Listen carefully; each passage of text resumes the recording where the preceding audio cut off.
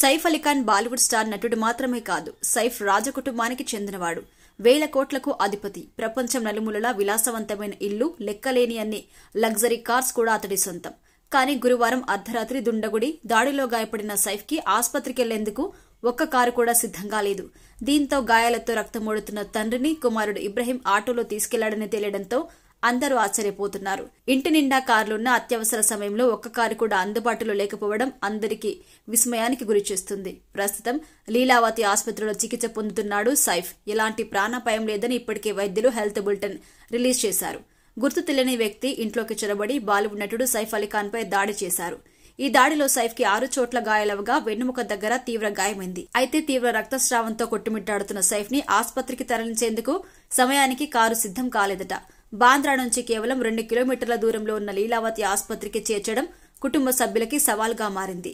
దీంతో సమయం వృధా చేస్తే ప్రమాదమని గ్రహించిన పెద్ద కుమారుడు ఇబ్రహీం ఆటోలో లీలావతి ఆసుపత్రికి తరలించారు. దాడి తర్వాత గాయపడిన సైఫ్ ని ఆటోలో తీసుకెళ్లారు అనేందుకు సాక్ష్యంగా ఒక వీడియో కూడా చక్కర్లు కొడుతోంది.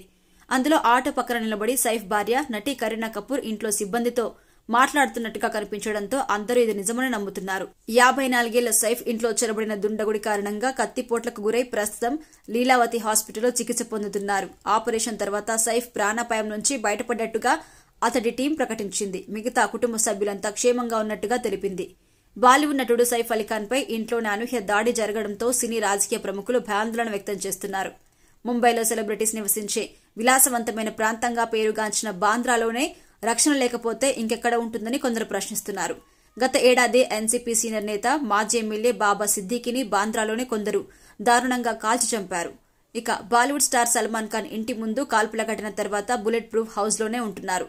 తాజాగా పటోడీ కుటుంబానికి చెందిన స్టార్ నటుడు సైఫ్ పై దాడి చేయడంతో మహారాష్ట్రలోని ఎన్డీఏ ప్రభుత్వంపై ప్రతిపక్షాలు విరుచుకుపడుతున్నాయి.